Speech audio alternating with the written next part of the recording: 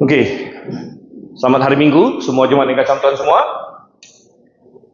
Kita hari ini kembali belajar dari kitab Titus, surat Titus. Coba kita buka surat Titus, dan minggu lalu saya sudah bagikan kertas isian yang di sana sudah habis ya semua. Oke, karena saya cuma bikin beberapa. Tapi kalau Anda belum dapat, nggak apa-apa, nanti Anda boleh minta sama saya. Dan kita sudah sampai di Titus pasal 1 ayatnya yang ke 1 sampai 4. Kita masih di pendahuluan di sini ya. Masih di pendahuluan. Kemarin kita bicara mengenai penulis dari surat Titus. Kita ingin melihat tentang penerimanya dan lain sebagainya. Isian kita terakhir sampai nomor berapa? Nomor 3, 4 belum ya. Oke, kita mau selesaikan hari ini. Dan sebelumnya kita buka dulu. Kita mau baca Titus pasal 1. Kita akan lihat ayat 1 sampai dengan ayat yang keempat. Oke, Titus pasal 1 ayat 1 sampai 4. Silakan mengikuti. Saya akan membacakan dari Paulus, hamba Allah dan Rasul Yesus Kristus, untuk memelihara iman orang-orang pilihan Allah dan pengetahuan akan kebenaran seperti yang tampak dalam kesalehan kita, dan berdasarkan pengharapan akan hidup yang kekal yang sebelum permulaan zaman sudah dijanjikan oleh Allah yang tidak berdusta. Pada waktu yang ditentukannya, Ia telah menyatakan firman-Nya dalam pemberitaan Injil yang telah dipercayakan kepadaku sesuai dengan perintah Allah Juru Selamat kita.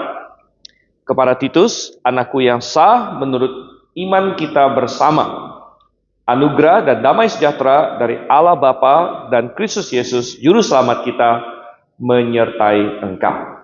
Oke, mari kita bersatu dalam doa terlebih dahulu.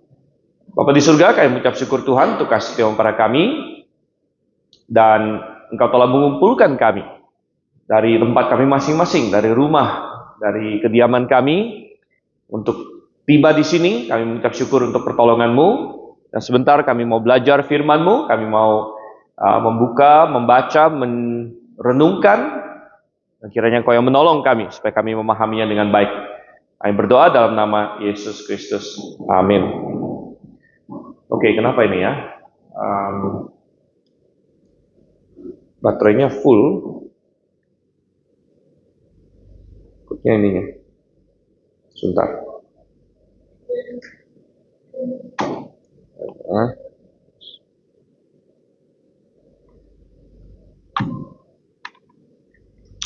Oke, tes 1, 2, 3. Oke, kita doakan supaya lancar. Baik, dan kita sudah melihat ini adalah surat Titus. Dan surat Titus adalah bagian dari surat-surat pastoral atau penggembalaan, karena ditujukan kepada hamba Tuhan, yaitu Titus di sini ya. Tetapi tentu surat ini bukan hanya berguna untuk hamba Tuhan atau istilahnya orang yang berkhotbah melayani, tapi ini berguna untuk seluruh jemaat. Karena ini ditujukan supaya jemaat dapat memahami seperti apa kita harus berjemaat. Nah, kita sudah melihat penulisnya adalah Paulus. Dan minggu lalu kita sudah lihat bahwa Paulus menyandang 2 gelar ya. Dia menyebut dirinya sebagai pertama hamba atau doulos. Kemudian yang kedua adalah rasul atau apostolos.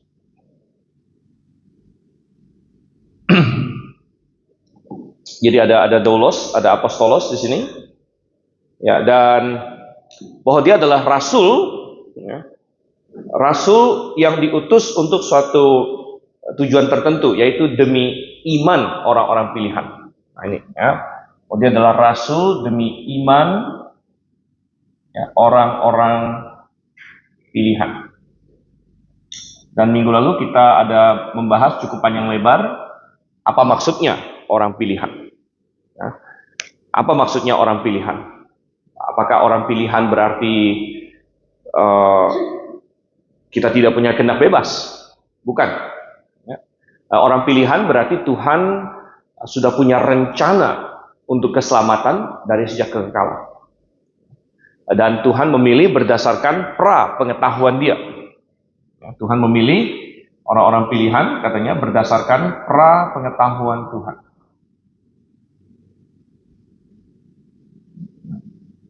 Pra-pengetahuan Tuhan. Jadi Tuhan sudah tahu.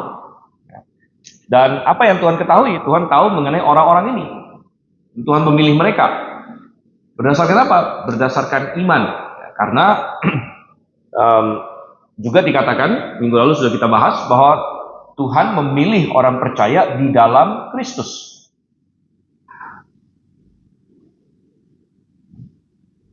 Kalau pra-pengetahuan ini 1 Petrus 1 ayat 1 sampai 2. Dan di dalam Kristus ada Efesus 1 ayat 4 sampai 5. Di mana Allah memilih kita di dalam Kristus. Jadi Kristus kita gambarkan dengan salib misalnya. Ini adalah Kristus. Jadi Allah memilih kita di dalam Kristus. Artinya Allah memilih Kristus sebagai jalan keselamatan. Dan siapa saja yang kemudian berada di dalam Kristus, maka dia adalah orang pilihan. Dia adalah orang pilihan. Jadi Allah memilih kita di dalam Kristus. Nah, coba kita lihat lagi beberapa ayatnya karena ini konsep yang penting. Ya, tadi kita buka Efesus 1. Ya. Efesus pasal 1 ayatnya yang ke-4 tadi. Efesus 1 ayat 4. Dan ada perkataan di situ, sebab di dalam Dia. Dia ini siapa? Dia ini adalah Yesus atau Kristus. Ya. Di dalam Dia, di dalam Yesus, Allah telah memilih kita. Jadi Allah memilih kita itu di dalam Yesus. Ya. Di dalam Yesus, di dalam Kristus. Ya, karena keselamatan hanya ada di dalam Yesus Kristus. Dan karena keselamatan hanya di dalam Yesus Kristus, ya, maka siapa yang ada di dalam Kristus, dialah orang pilihan. Nah, oleh karena itu, kita bisa tahu kita orang pilihan atau tidak. Berdasarkan kita ada dalam Kristus atau tidak. Ya. Nah, ada suatu pertanyaan yang minggu lalu ditanya oleh Pak Budi. Dan kita baru jawab setengah sebenarnya. Sayang dia belum hadir ya. Nah ini Pak Budi pas datang. Pas diomongin. Ya, silakan Pak Budi. Ya, jadi minggu lalu Pak Budi ada bertanya bahwa kita tidak bisa tahu kita orang pilihan sebelum akhir dari iman kita. Ya. Karena yang Tuhan memilih kita di dalam Kristus dan memilih berdasarkan pra-pengetahuan. Jadi Tuhan sudah tahu siapa yang akan ada di dalam Kristus. Ya. Tetapi akan ada di dalam Kristus di sini bukan hanya sebentar, tapi sampai akhirnya maksudnya. Tuhan tahu siapa yang ada di dalam Kristus sampai akhirnya. Ya. Nah, sehingga kalau kita hari ini berada di dalam Kristus, maka kita bisa berkata saya orang pilihan. Ya. Tetapi orang pilihan itu akan terbukti kalau saya sampai akhirnya berada di dalam Kristus. Saya sampai akhirnya percaya. Nah, jika demikian, maka kita bisa bilang bahwa kita adalah orang pilihan, ya. Tetapi kita harus membuat pasti pilihan kita. Coba kita buka ayat Alkitab di dalam 2 Petrus. Ya, 2 Petrus pasal yang pertama.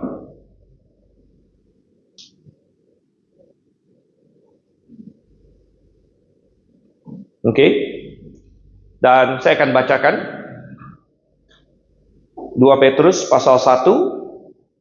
Nah, kita bisa baca ayat yang ke-8. dan seterusnya. Ya. Sebenarnya kita bisa baca dari ayat ini ya, dari ayat 4.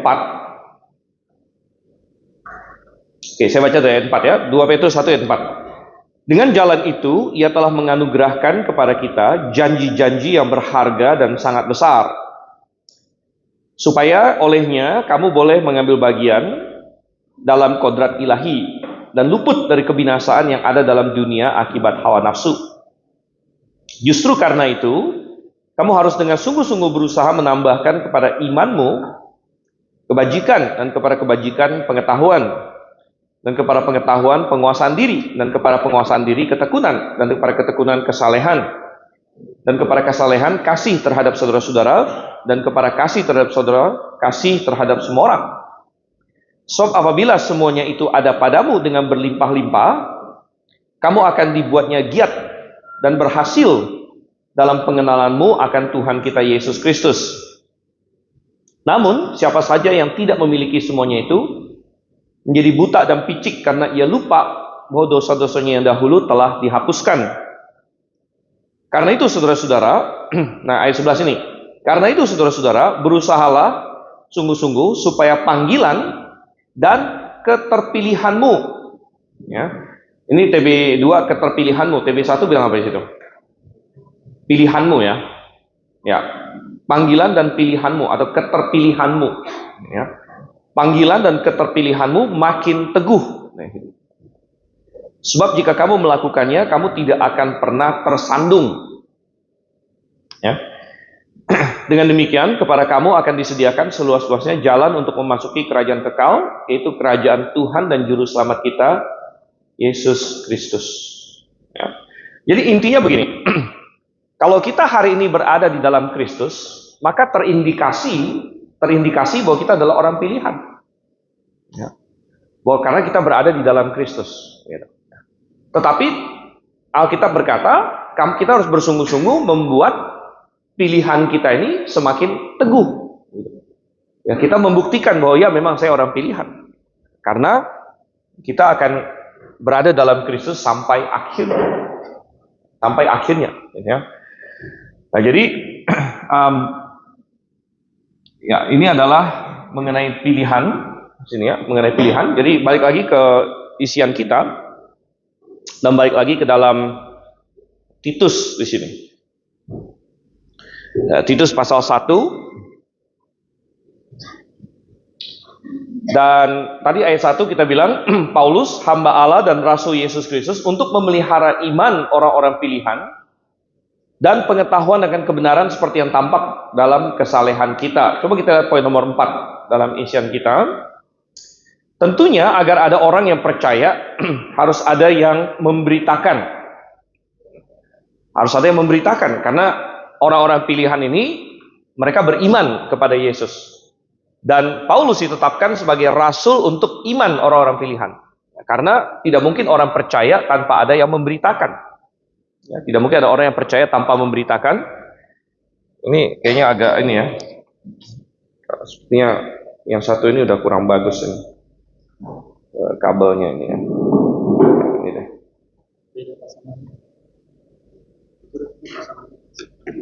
Coba kita pakai ini aja tes. Oke, kita coba pakai ini ya.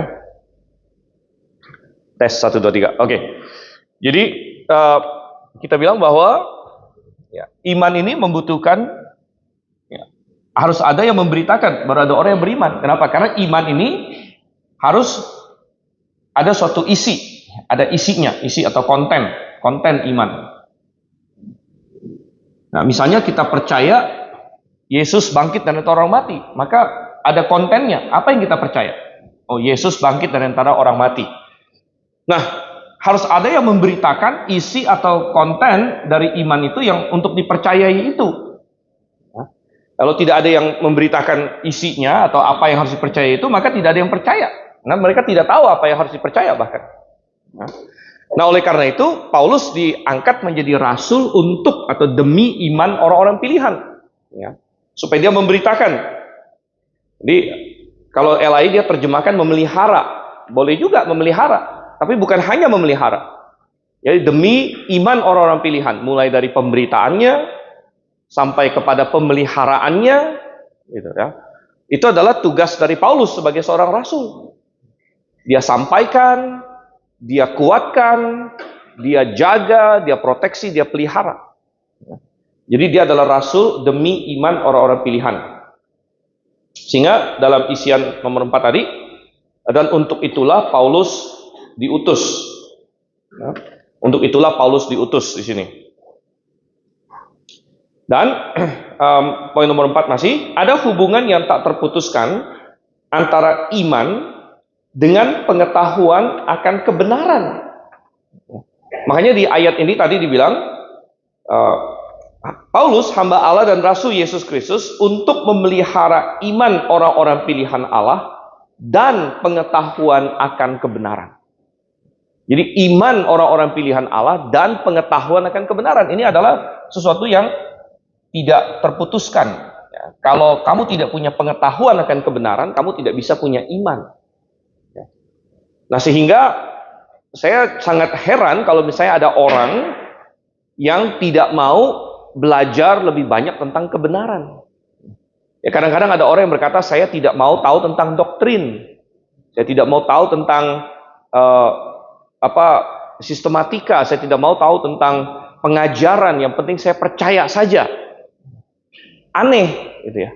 Kalau kamu tidak mau tahu tentang pengajaran, apa yang akan kamu percaya, gitu. Ingat, sekali lagi, kamu mempercayai sesuatu itu ada barangnya yang dipercaya, isinya, kontennya. Nah, kontennya itu apa, gitu. Nah, kontennya itulah pengetahuan akan kebenaran itu. Kalau yang disampaikan kepada kamu bukan yang benar, lalu kamu percaya, ya iman kamu salah kalau begitu. Nah, oleh karena itu Paulus mengaitkan di sini iman orang-orang pilihan dan pengetahuan akan kebenaran. Pengetahuan akan kebenaran. Dan pengetahuan akan kebenaran ini masih di ayat 1, tampak dalam kesalehan kita. Kalau saya tidak salah di LI dia pakai istilah ibadah kita, betul nggak? Gitu. Benar ya? Ibadah kita. Nah, TB2 dia udah ganti jadi kesalehan kita. Jadi seperti yang tampak dalam kesalehan kita. Ya, kenapa dia ganti jadi kesalehan? Memang bahasa aslinya ini lebih tepat kesalehan. Sebenarnya ibadah juga boleh asal kita memahami ibadah dengan benar. Cuman kebanyakan orang Kristen hari ini pakai kata ibadah maksudnya kebaktian gitu. Maksudnya berjemaat. Ya.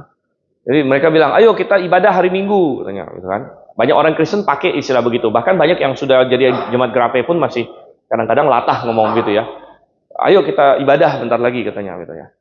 Ya, padahal kita bilang ibadah itu adalah seluruh hidup kita. Jadi sebenarnya kalau kita memahami ibadah seluruh hidup kita itu sama juga dengan kesalehan sebenarnya. Karena kita harus saleh bukan hanya hari Minggu. Ya, kita harus saleh ya umur waktu kita, seluruh waktu kita harus saleh. Di sini dari kata eusebia dan tampak dalam kesalehan kita. Jadi maksudnya bahwa iman yang didasarkan kepada pengetahuan akan kebenaran itu akan menghasilkan hidup yang penuh dengan kesalehan. Jadi Paulus berkata, saya adalah rasul demi iman orang-orang pilihan dan pengetahuan akan kebenaran yang semuanya ini akan berwujud ya, kepada suatu hidup yang penuh dengan kesalehan.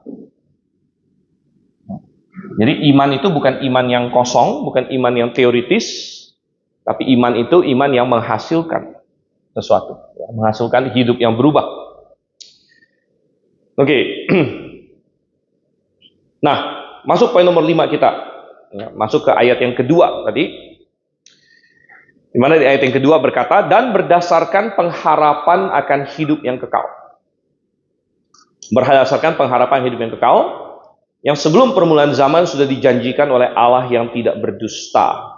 Jadi di poin nomor 5 kita, Paulus berlanjut menjelaskan bahwa iman orang pilihan adalah dalam pengharapan akan hidup yang kekal.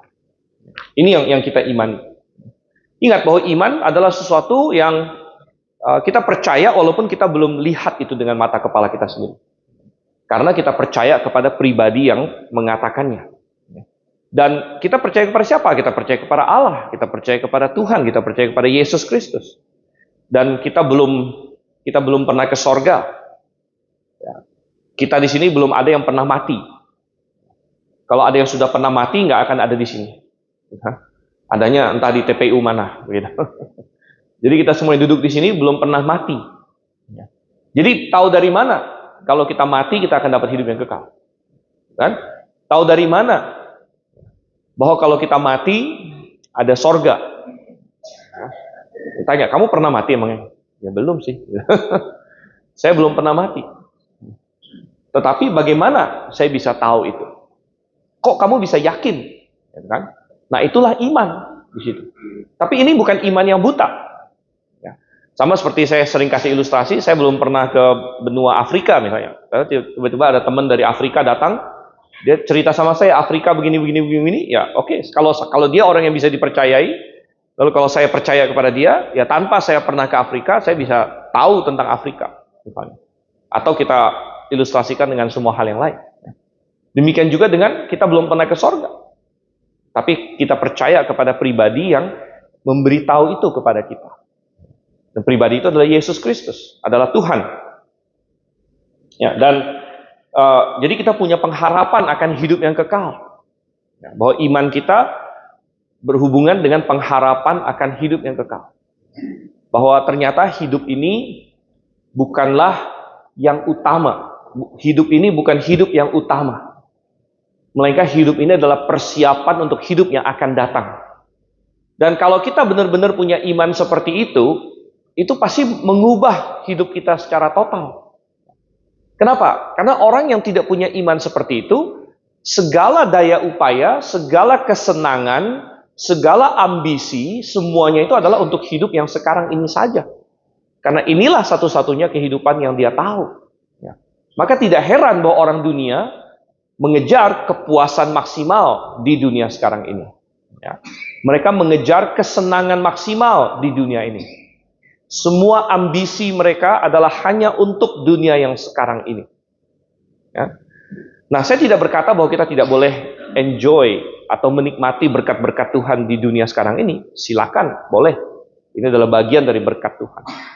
Nah, saya juga tidak berkata bahwa kita tidak boleh punya kerinduan, target, ambisi di dunia sekarang ini.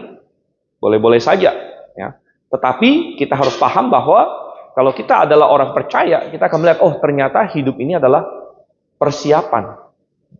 Persiapan untuk hidup yang akan datang. Ya. Sehingga segala ambisi kita di dunia ini pun, ya, kalau bisa mendukung yang dunia yang akan datang. Ya. Segala apa yang kita usahakan dengan luar biasa saat ini pun, adalah untuk mendukung kehidupan yang akan datang. Nah, itu akan mengubah hidup kita. Makanya orang yang sungguh-sungguh beriman kepada Tuhan, hidupnya pasti berubah. Karena dia akan melihat, oh ternyata hidup ini bukan yang paling utama lagi. Melainkan saya punya hidup yang akan datang. Yang hidup itu yang akan selama-lamanya. Itu yang akan permanen. Itu yang, ya kalau sekarang ini hanya sekian puluh tahun saja. Nah, makanya dikatakan iman ini berdasarkan pengharapan akan hidup yang kekal. Ya. Kemudian kita lihat lagi dalam isian kita, tidak ada hal yang lebih penting daripada kehidupan. Ya tentu, tidak ada hal yang lebih penting dari kehidupan. Dan jika yang sekarang ini saja penting, apalagi yang akan datang. Ya, jika yang sekarang ini saja penting, ya kalau kita bicara mengenai sekarang ini, dunia sekarang ini, yang paling penting ya hidup juga, hidup fisik kita. Ada orang yang kalau dirampok, ya, uang atau nyawa katanya, gitu kan? Wah, pilih apa? Yang pinternya ya udahlah, nyawa lah, gitu kan? Ya, uang bisa dicari lagi. Tapi kalau sudah mati ya nggak ada apa-apa lagi di dunia ini. Jadi di dunia yang sekarang ini saja kehidupan itu penting sekali. Apalagi untuk kehidupan yang akan datang. Ya, hidup yang kekal itu. Oke, karena itu siapa yang kita percaya mengenai hal ini adalah krusial. Ya. Penting sekali kita jangan sampai salah percaya. Siapa yang kita percayai? Allah telah berbicara tentang hal ini sejak sebelum dunia dijadikan. Ya, jadi Tuhan sudah mempersiapkan, makanya tadi di ayat 2 dikatakan pengharapan akan hidup yang kekal yang sebelum permulaan zaman. Sebelum permulaan zaman. Kapan itu permulaan zaman? Zaman itu kan berarti ada waktu ya. Oh, zaman apa, berarti sudah ada waktu. Nah, kapan itu permulaan zaman? Ya, di dalam Kejadian 1 ayat 1, ayat pertama dalam Alkitab dikatakan, pada mulanya Allah menciptakan langit dan bumi. Ya. Pada mulanya Allah menciptakan langit dan bumi. Nah, pada mulanya berarti mulai saat Tuhan menciptakan, itu zaman sudah mulai. Gitu. Itulah permulaan zaman. Ya, sebelum itu tidak ada kronologi waktu. Tidak ada zaman apa. Waktu itu masih kekekalan sebelumnya. Tetapi kemudian Tuhan menciptakan. Jadi sebelum permulaan zaman, sebelum dunia dijadikan di sini. Yang dalam isian kita terakhir mengacu kepada fakta bahwa rencana penyelamatan sudah ada di dalam kekekalan. Rencana penyelamatan sudah ada di dalam kekekalan. Oke, masuk ke ayat 3 dan juga poin kita nomor 6. Pada waktu yang ditentukannya, ayat 3, ia telah menyatakan firman-Nya dalam pemberitaan Injil yang telah dipercayakan kepadaku sesuai dengan perintah Allah Juru Selamat kita. Jadi poin nomor 6 kita, keselamatan yang sudah dipersiapkan sejak dulu ini, lalu disingkapkan kepada manusia pada waktu-waktu yang tepat, sesuai dengan dispensasi zaman. Ya, sesuai dengan dispensasi zaman. Jadi, nah ini ya, Tuhan lalu menyingkapkan tentang rencananya ini sesuai dengan zamannya, sesuai dengan zamannya. Nah, sebelum juru selamat itu datang, sebelum keselamatan itu datang, tentu Tuhan belum menyingkapkan full, ya, karena ini masih berupa nubuat waktu itu. Dan di zaman yang berbeda-beda, Tuhan singkapkan dengan cara yang berbeda-beda. Ya. Kalau kita tarik garis zaman, nah ini orang grafe mestinya sudah sangat tahu ya. Dan di sini Tuhan menciptakan. Di sini Tuhan menciptakan berarti di sini masih kekekalan. Tapi di dalam kekekalan pun Tuhan sudah tahu tentang penciptaan dan Tuhan sudah merencanakan keselamatan manusia. Nah, setelah menciptakan, lalu ada masa sebentar di Taman Eden, ya, di mana manusia waktu itu masih hidup kudus, tapi setelah itu manusia jatuh dalam dosa. Nah, setelah manusia jatuh dalam dosa, Tuhan langsung singkapkan rencana penyelamatan, tapi masih berupa suatu prinsip besar saja. Tuhan bilang, ya, Injil pertama adalah di dalam Kejadian pasal berapa, masih ingat? 3 ayat 15. Bahwa keturunan perempuan, baru dikasih tahu, keturunan perempuan akan meremukkan kepala ular. Ya. Nah, ini, jadi Tuhan singkapkan sedikit-sedikit. Kemudian nanti di makin turun lagi. Ya. Ada satu peristiwa yang besar, yaitu air bah. Nah, sebelum air bah, dari Adam, ini Adam ya, Adam sampai dengan Nuh itu ada 10 generasi. 10 generasi. Dan waktu Nuh lahir, sebenarnya bapaknya yaitu Lamek berkata, anak inilah yang akan menghibur kita. Ya, dan sepertinya dia tahu bahwa Nuh ini spesial. Dan akhirnya memang keselamatan akan datang melalui jalurnya Nuh. Karena di dalam air bah, semua dunia binasa, hanya Nuh saja yang selamat. Hanya Nuh yang selamat. Nah, Nuh kemudian dia punya 3 anak, Sem, Ham, dan Yafet. Dalam insiden ketika Ham tidak menghormati ayahnya, lalu Tuhan mengutuk, Nuh mengutuk Kanaan, anaknya Ham, di situ. Ya, terkutuklah Kanaan. Ya. Nah, di situ Nuh juga mengucapkan berkat untuk Sem, katanya di situ.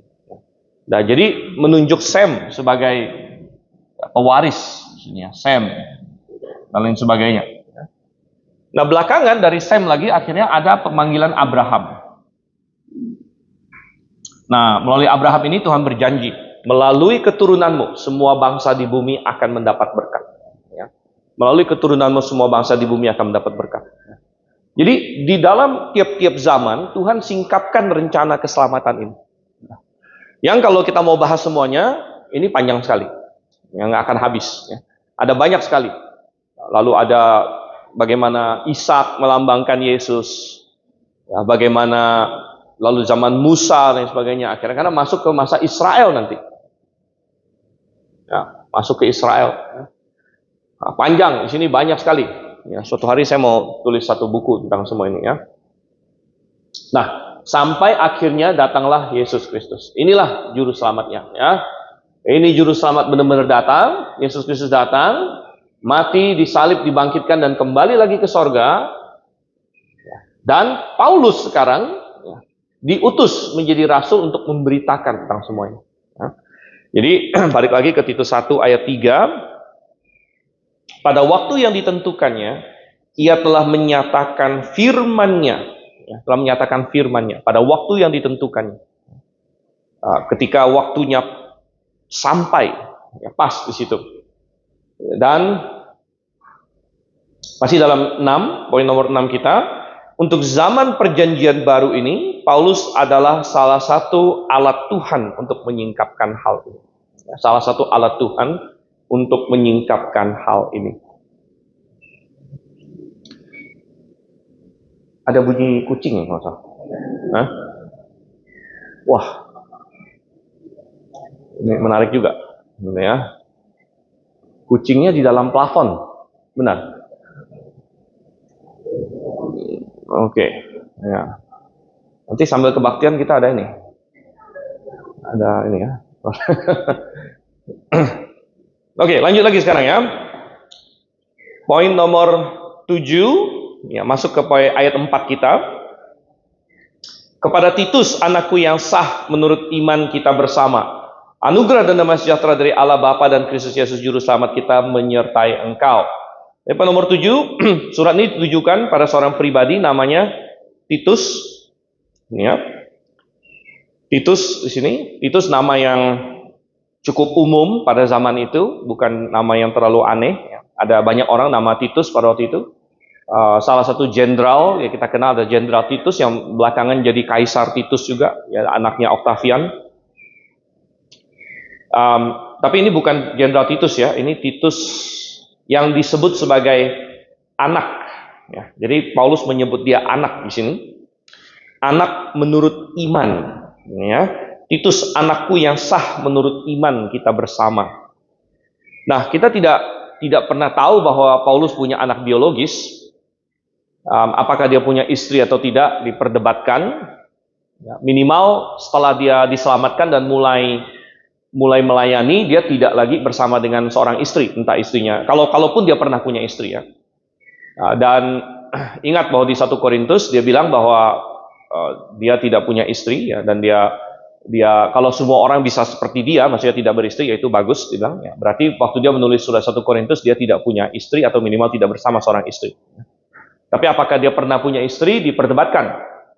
Dan bagi yang bilang dia tidak pernah punya istri, ya, berkata bahwa Alkitab tidak pernah mengindikasikan dia pernah punya istri. Ya, tapi ingat bahwa Alkitab tidak mencatat semua detail tentang seorang. Jadi ada lagi yang berkata bahwa karena Paulus pernah menjadi anggota Sanhedrin Yahudi, ya, dan anggota Sanhedrin pada waktu itu rata-rata semua harus beristri. Ya, jadi ada yang berkata bahwa Paulus pasti pernah punya istri. Ya. Nah, kita tidak bisa tahu 100%. Apakah Paulus pernah punya istri atau tidak? Ya. Tetapi yang jelas dia menyebut Titus sebagai anak, bukan anak biologis di sini, ya, melainkan anak menurut iman. Ya. Dan ini mirip dengan yang dia ngomong dengan Timotius. Jadi waktu dia tulis surat kepada Timotius, dia juga sebut Timotius sebagai anakku yang sah, ya, menurut iman. Dan ini kemungkinan besar berarti bahwa baik Timotius maupun Titus diselamatkan di bawah pelayanan Rasul Paulus. Nah, mengenai Timotius kita tahu sedikit lebih banyak bahwa dia adalah tadinya penduduk kota Listra namanya. Dan di Listra itu Paulus pernah menginjil, bahkan lumayan berat karena di situ dia pernah dilempari batu sampai dikira mati. Nah, kemudian mereka seret dia keluar kota, baru setelah murid-muridnya datang nangis-nangis, tiba-tiba dia belum mati, gitu ya. Nah, mungkin wow di situ ya. Tapi ya, walaupun tidak mati, saya harap Anda jangan coba lemparin orang sampai setengah mati, gitu ya. Itu tetap tidak enak ya, dan pasti sakit sekali ya.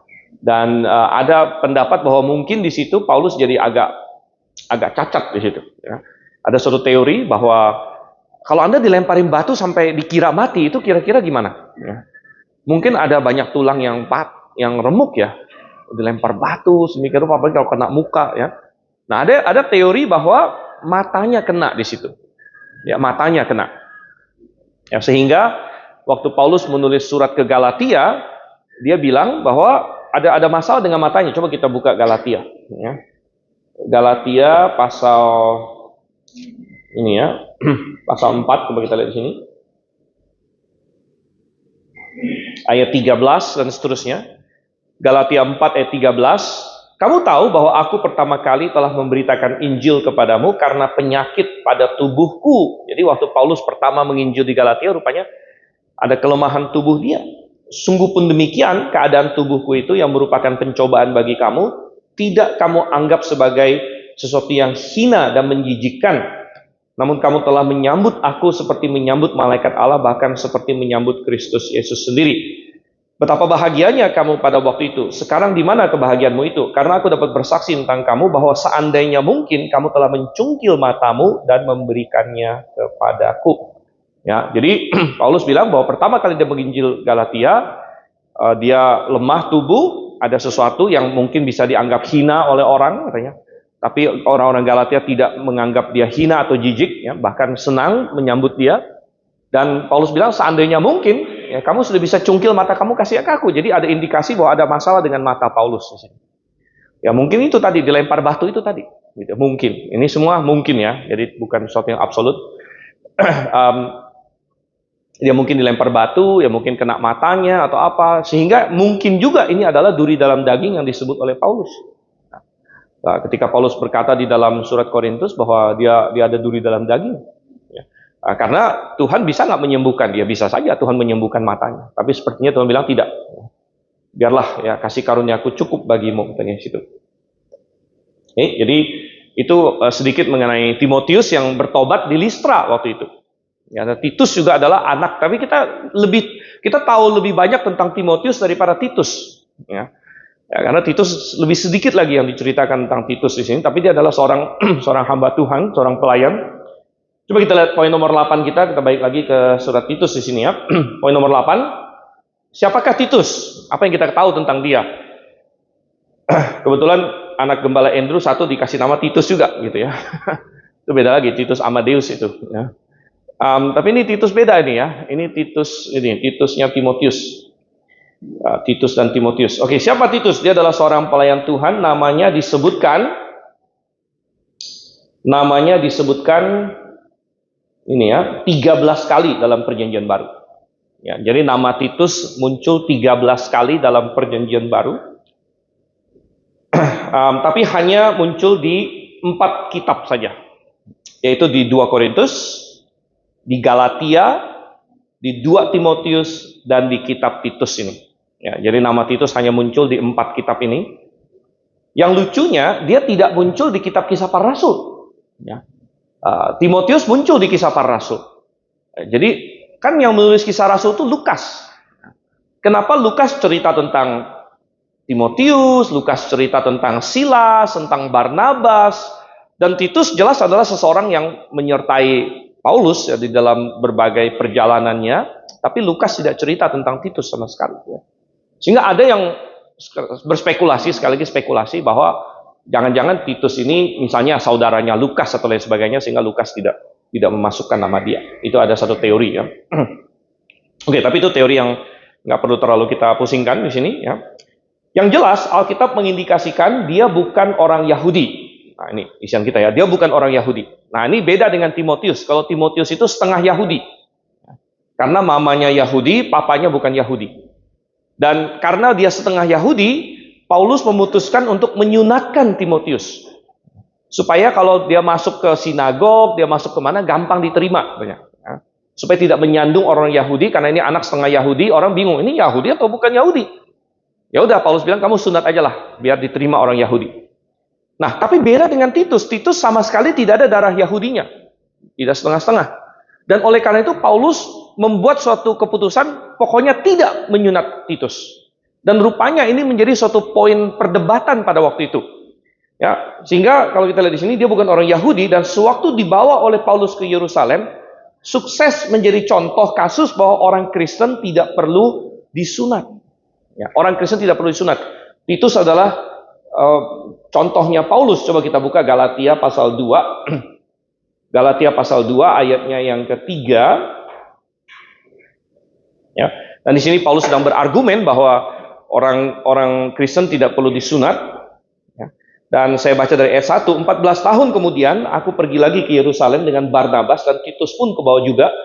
Aku pergi berdasarkan suatu penyataan Allah kepada mereka. Aku paparkan Injil yang kuberitakan di antara bangsa-bangsa bukan Yahudi dalam percakapan tersendiri dengan mereka yang terpandang, supaya jangan dengan percuma aku berusaha atau telah berusaha. Namun kendati pun Titus yang bersama aku adalah seorang Yunani, ia tidak dipaksa untuk disunat, katanya. Jadi Titus dipakai sebagai contoh kasus, dia bukan orang Yahudi, dia tidak perlu disunat. Paulus tidak ada masalah dengan sunat sebenarnya. Kalau kamu orang Yahudi atau bahkan setengah Yahudi seperti Timotius, mau sunat silakan. Tetapi kalau kamu bukan orang Yahudi, nggak perlu disunat juga. Sehingga Titus tidak dipaksa untuk disunat.